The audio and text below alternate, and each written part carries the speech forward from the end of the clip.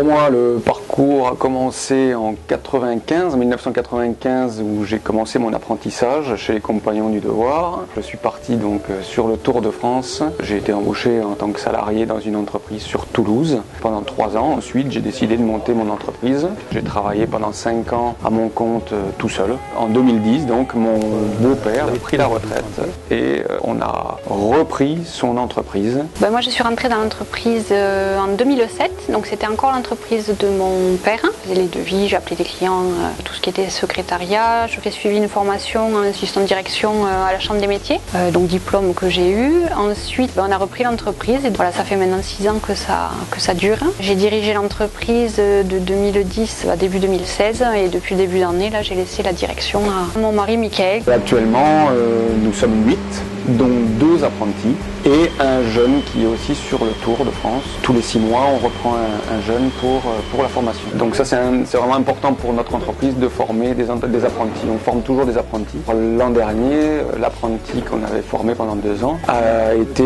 meilleur apprenti de France. Notre entreprise, elle est spécialisée dans la fabrication de tout ce qui est bois. Escaliers, fenêtres, portes, voilà, tout ce qu'on peut faire en bois, petite charpente.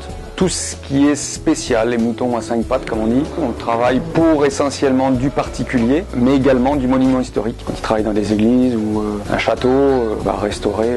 Et on travaille pour quelques administrations aussi, dans lesquelles on fait des bureaux, on fait des banques d'accueil. Avec la Banque Populaire, on entretient de très bons rapports, notamment Romain Carlessi actuellement. Alors au niveau des investissements, ils nous ont suivis, surtout en ce moment, dans l'évolution de l'entreprise. On vient de reprendre une entreprise qui était en liquidation judiciaire et la Banque Populaire nous a suivis aussi pour racheter une partie de l'entreprise. Et donc on va rembaucher 3 personnes.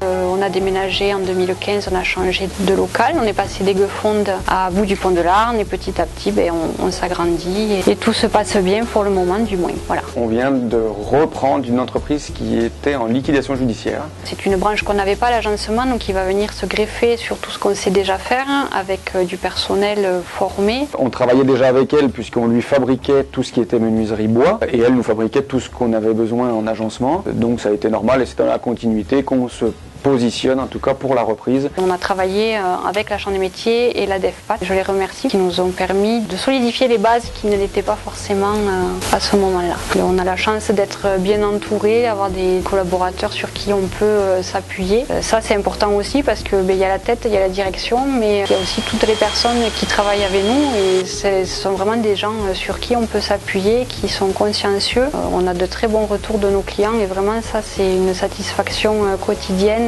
Mon père il est resté 1 an avec nous pour faire la transition, donc auprès des clients, auprès des fournisseurs, voilà, nous donner les quelques clés, quelques petits points. Surtout quand on travaille sur les monuments historiques, les gars ont besoin à l'atelier de discuter et il est toujours là pour nous trouver une solution. C'est notre petit dictionnaire, on sait qu'il est jamais loin et ça fait plaisir.